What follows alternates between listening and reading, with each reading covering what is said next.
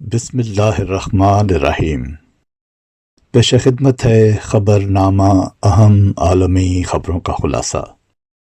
17 April سن 2023 کو رمضان المبارک کے مقدس مہینہ میں ضلع سرگودا کی تحصیل بھیرا کے گاؤں گھوگھیاٹ میں مشتعل ہجوم نے سن 1905 میں تعمیر کی گئی احمدیہ مسجد پر دھاوا بول کر اس کے مینار اور گنبد شہید کر دیے ہیں۔ مجمع میں موجود چند نوجوان تیزی سے مسجد کے میناروں کے اوپر چڑھے اور ہتھوڑوں کی مدد سے مسجد کے گنبد گرانا شروع کر دیے، جبکہ اس دوران باقی لوگ سڑک پر نعرہ بازی میں مصروف رہے۔ واقعے کے وقت مقامی تھانے کی پولیس بھی وہاں موجود تھی، تاہم پولیس اہلکاروں نے مشتعل ہجوم کو روکنے کی کوشش نہ کی۔ ترجمان جماعت احمدیہ نے BBC اردو کو بتایا کہ سرگودا کی گھوگھیاٹ میں واقع عبادت گاہ کے باہر پولیس نے پہلے ہی ایک معاہدے کے تحت آہنی بورڈ لگا دیا تھا جس پر تحریر تھا، یہ مسلمانوں کی مسجد نہیں بلکہ قادیانی جماعت کی عبادت گاہ ہے۔ پولیس کے اس عمل پر ہم نے احتجاج بھی کیا تھا کہ پولیس کو ایسا کرنے کا کوئی آئینی اور قانونی اختیار حاصل نہیں۔ اس کے باوجود پولیس کی نگرانی میں شرپسندوں نے ہماری عبادت گاہ پر حملہ کر کے اس کی بے حرمتی کی اور توڑ پھوڑ کی۔ سرگودا پولیس کو احمدی کمیونٹی کے خلاف جو درخواست دی گئی اس میں یہ الزام لگایا گیا کہ عبادت گاہ کے اندر معلم بچوں کو قرآن پڑھا رہا تھا۔ واضح رہے کہ رواں برس کے دوران پاکستان میں اس قسم کے واقعات میں تیزی آ گئی ہے اور ملک کے مختلف شہروں میں احمدیہ مساجد پر حملے ہوئے ہیں۔ رمضان المبارک میں مسجد الحرام میں لوگوں کی غیر معمولی تعداد عبادت کے لیے آئی۔ رمضان المبارک کے پہلے 20 روز 21 ملین افراد کی آمد نوٹ کی گئی۔ رمضان المبارک کے آخری عشرے کے دوران مسجد الحرام مکہ مکرمہ میں اب تک 10 لاکھ سے زیادہ معتمرین و زائرین کی آمد کا منفرد ریکارڈ قائم ہو گیا ہے۔ روس کے صدر ولادیمیر پوٹن نے یوکرین کے ریجن خیرسون میں ملٹری ہیڈ کوارٹرز کا دورہ کیا ہے اور وہاں ہونے والی ملٹری کمانڈ میٹنگ میں شرکت کی۔ روسی صدر نے لوہانسک ریجن میں نیشنل گارڈز ہیڈ کوارٹرز کا بھی دورہ کیا۔ فضائی افواج اور سینئر افسران نے صدر پوٹن کو خیرسون اور زپوریزیا ریجن کی صورتحال پر بریفنگ دی۔ یوکرین کے خیرسون اور زپوریزیا ریجن روس سے الحاق کر چکے ہیں۔ پاکستان اور افغانستان کے درمیان مصروف ترین سرحدی گزرگاہ تورخم کے قریب منگل کی صبح شدید طوفان اور گرج چمک کے دوران پہاڑی تودہ ایکسپورٹ روڈ پر گر گیا، جس کے باعث سامان سے لدے کم از کم 20 سے 25 کنٹینر ملبے تلے دب گئے۔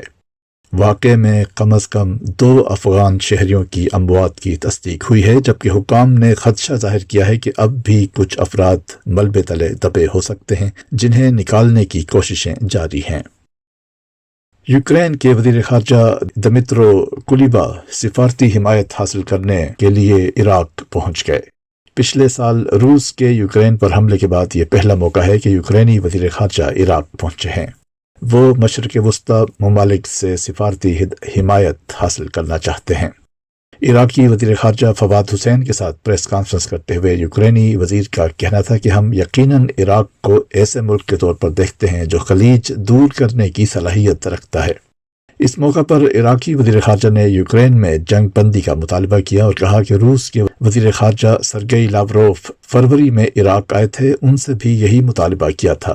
جنگیں مذاکرات سے ختم ہوتی ہیں، اس لیے ہم بات چیت کے عمل پر یقین رکھتے ہیں۔ جاپان میں ہونے والے اجلاس میں دنیا کے امیر ترین جمہوری ممالک پر مشتمل G7 گروپ نے چین کی جانب سے تائیوان کے لیے بڑھتے ہوئے خطرات اور شمالی کوریا کے طویل فاصلے تک مار کرنے والے میزائلوں کے جاری تجربات پر سخت موقف اپنانے کا عہد کیا ہے۔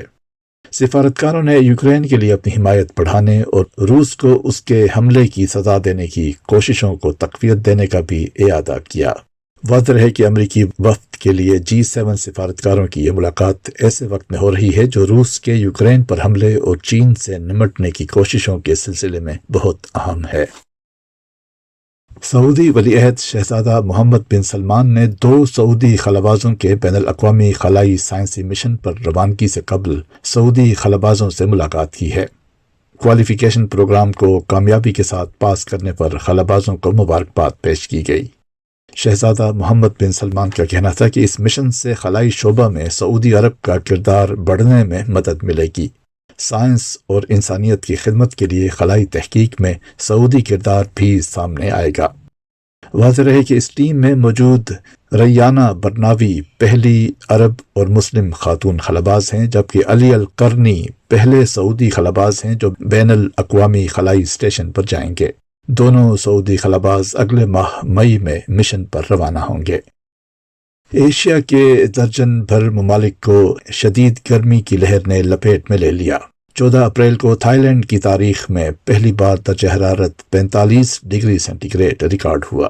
ترکمانستان میں 13 اپریل کو 42.2 ڈگری سینٹی گریڈ کے ساتھ اپریل میں گرمی کا نیا قومی ریکارڈ بن گیا۔ زیادہ شدید گرمی افغانستان، پاکستان، بھارت اور جنوب مشرقی ایشیا میں ہے۔ ایشیائی ممالک میں دن گرم ہونے کے ساتھ راتیں بھی معمول سے زائد گرم رہی ہیں۔ یہ تھا اہم عالمی خبروں کا خلاصہ۔ مطبوعہ روزنامہ الفضل انٹرنیشنل، جمعرات 20 اپریل سن 2023، صفحہ 8 طارق مرزا کی آواز میں۔